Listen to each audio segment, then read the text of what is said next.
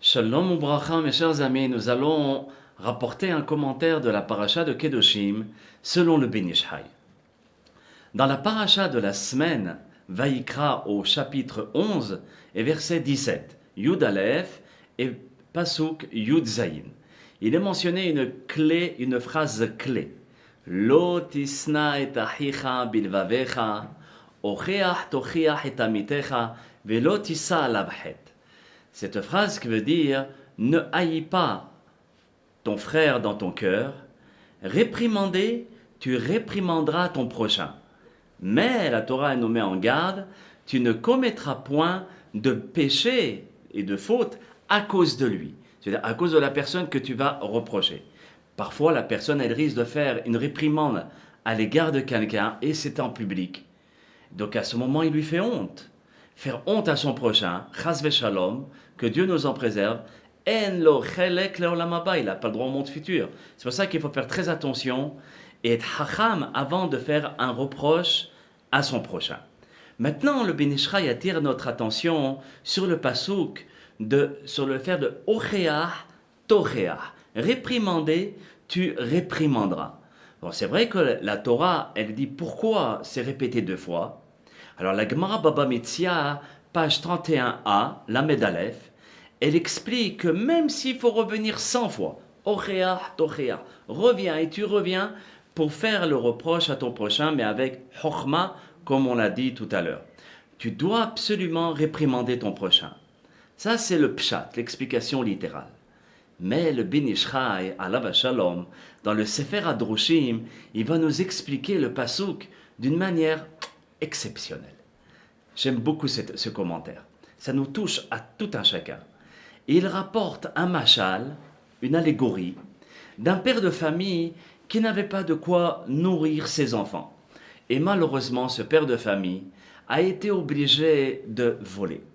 Mais en faisant cet acte, malheureusement, il s'est fait prendre la main dans le sac. Il s'est fait arrêter et à ce moment-là, les gardes de la cour l'ont coincé et ils l'ont mis au tribunal. C'est sûr qu'avant ils l'ont mis en prison et ensuite c'est au tribunal et malheureusement les juges du tribunal l'ont condamné à la mise à mort. C'était grave. Alors notre père de famille s'est dit comment je vais faire Ibn Olamim. Bon, il eut une idée. Il demanda au roi une faveur, de le voir afin de lui parler. Bon, sa requête fut acceptée parce qu'avant de mourir, on lui accepte tout ce qu'il veut. Alors notre père de famille, il dit à notre monarque, Majesté, j'accepte le verdict, c'est pas que je remets en question, mais il serait dommage que j'emporte dans ma tombe avec moi un secret unique au monde. Ah bon? Quel secret? Alors le père de famille dit, écoutez, Majesté, vous partez souvent en guerre, n'est-ce pas? Alors oui, tout à fait, on a des ennemis de tous les côtés. Alors vous savez, Majesté, je connais une potion magique pour vous rendre invincible face à vos ennemis, au point où même les flèches glisseront sur vous et ne pourront pas vous atteindre. Ah bon? Et comment penses-tu t'y prendre, mon cher ami? Alors à ce moment-là, le père de famille dit, écoutez, grâce à un mélange de plantes que je connais parfaitement, et qu'on m'a enseigné de père en fils jusqu'à moi, j'ai la possibilité de faire cette protection. Le roi, il s'exclame, tellement il est exclamé, il se dit, c'est super intéressant, on va convoquer toute la cour. Alors, aussitôt convoqués, ils étaient tous présents, notre père de famille commence à préparer la solution magique. Et à ce moment-là, quand il a tout terminé, il dit, écoutez, Majesté, écoutez bien ce que j'ai à vous dire. La potion magique, elle est unique en son genre. Mais je ne peux pas être opérationnel, moi. Et elle ne peut pas être opérationnelle sur moi aussi. Pourquoi? Parce que j'ai volé. Donc, je vous demanderai de nommer un bénévole, de façon à expérimenter ce produit. Et vous allez voir, on va l'enduire et aucune flèche ne pourra le tuer et l'atteindre. Alors à ce moment-là, il dit, moi je ne peux pas être efficace parce que j'ai volé. À ce moment-là, le juge dit, mais il y a pas, le roi, il dit, mais il n'y a aucun problème. On va demander au premier juge. Le premier juge, il dit, oh là là, majesté, vous savez, voler, il y a toujours un petit vol à droite à gauche. Bon, out, on prend le deuxième. Il dit, oh là là, majesté, c'est vrai que je suis juge, mais quand j'étais petit, je me souviens que j'ai volé un petit camion, un petit jouet à mon ami. Bon, alors on va demander au ministre des Finances. Alors à ce moment-là, le ministre dit, écoutez, Majesté, j'occupe un poste dans lequel je ne suis pas à l'abri du vol. Et il se peut peut-être qu'un jour, j'ai pu voler. Et chacun, il demande à telle personne et à telle personne. Bref, toutes les personnalités de la cour y sont passées. Il ne restait plus que le roi. Alors c'est là où notre père de famille il dit, Excellence, alors à vous de prendre cette potion. Et je vous garantis qu'il n'y a rien vous arrivera de mal. À ce moment-là, le roi dit, écoute, quand j'étais petit, je me rappelle que j'aimais énormément le chocolat. Et j'ai pris un petit peu de chocolat en cachette. Et ça s'appelle un vol. Alors donc je ne peux pas prendre le risque de mourir. Et c'est à ce moment-là que le voleur se met à genoux devant le roi. Et lui dit, Majesté, vous avez remarqué comme moi que tous ces gens, à un certain moment de leur vie, ont commis cette faute. La faute du vol. Chose qui est grave, mais on a tous commis cette faute. Et sans vous offenser, y compris vous, Majesté. Alors, je vous demande, Majesté, de m'épargner, s'il vous plaît.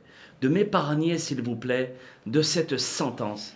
Car si j'ai volé, ce n'est pas pour le plaisir, mais c'est pour nourrir mes enfants. Ici s'arrête le machal du Ben Ishraï.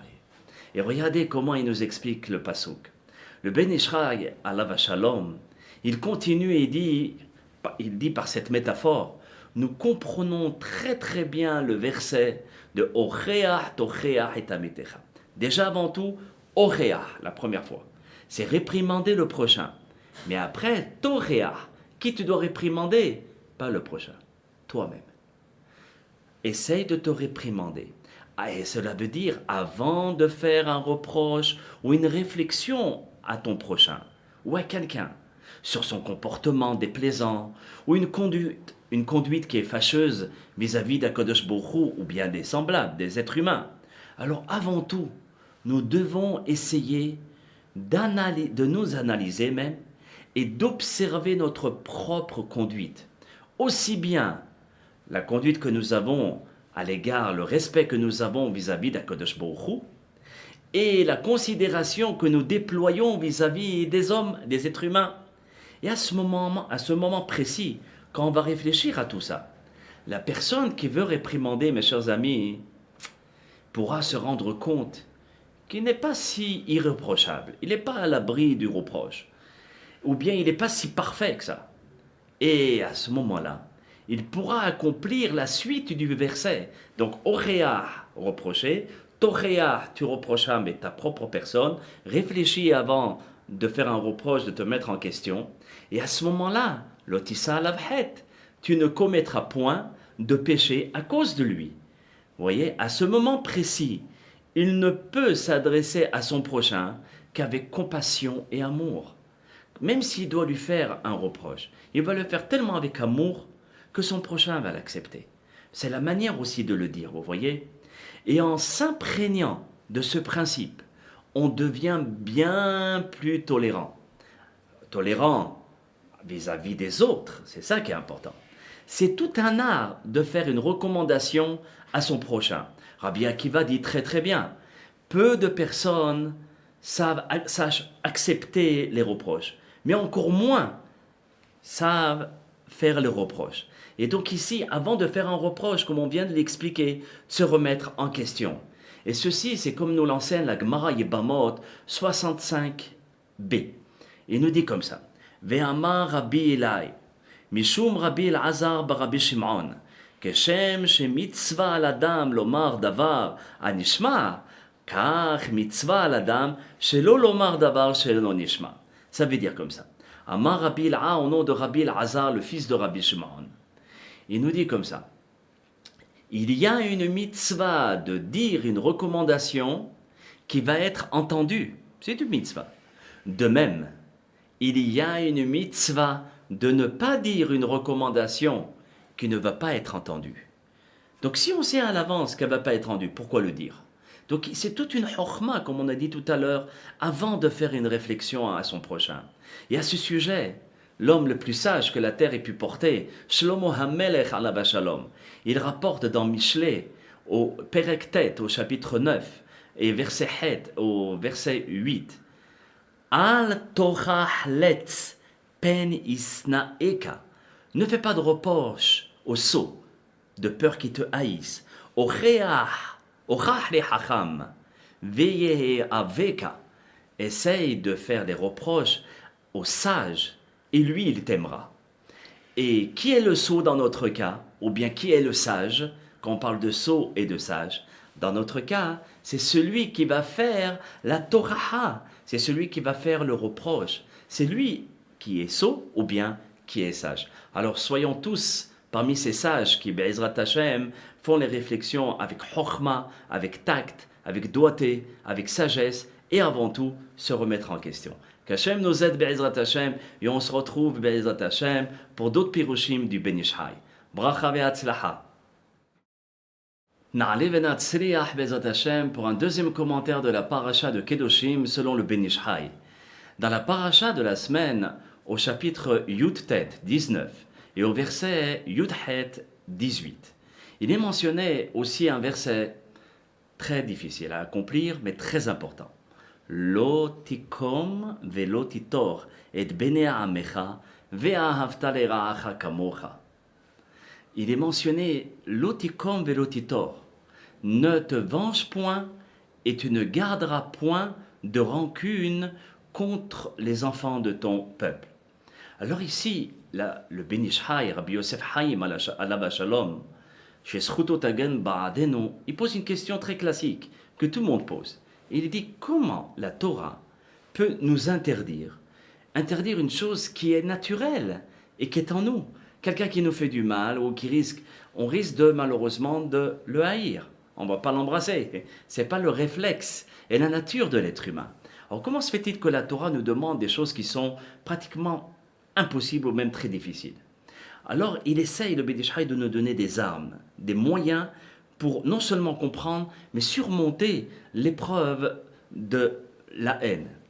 Et dans son ouvrage, le Ben Ish Chai, il y a Ben Ish Chai et Ben Ish Chai, il rapporte une métaphore du Hida enseignée par le Kli Yakar Zichronam le Bracha.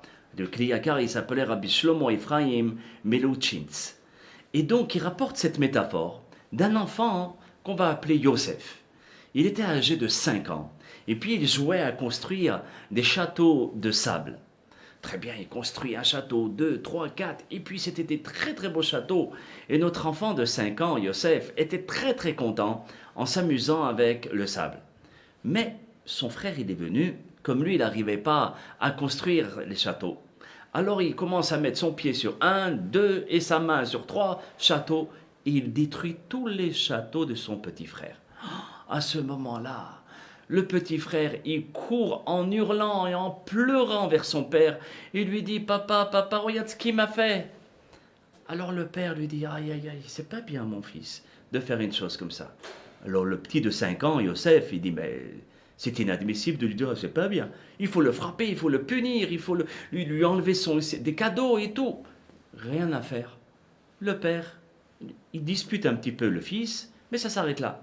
Il ne va pas ni le punir, ni le frapper, ni quoi que ce soit. Ici s'arrête la métaphore. Alors, le Rabbi Yosef Haim, il dit à présent, on comprend, d'accord? On peut comprendre que souvent, nos données sont disproportionnées face à la réalité. Parfois, cette explication, elle peut choquer quelques personnes. Mais l'enseignement de nos sages, et soyez-en convaincus, que l'enseignement de nos hachamim, de nos maîtres, qui nous délivrent, c'est un message de vérité. Donc même si ça peut choquer ce message, c'est un message de Emet. Et si la Torah a interdit la vengeance, parce qu'il faut conscientiser, déjà et avant tout, que ce monde matériel, qui est à nos yeux, a une place prépondérante et primordiale dans notre vie. Et si quelqu'un nous a causé un dommage matériel, ce qui est grave en soi, celui qui aura causé un tort, d'accord, à quelqu'un d'autre, il aura des comptes à rendre. Mais ne regardons pas le côté du destructeur, mais celui de l'endommagé. Comment il doit réagir au moment où il a été endommagé?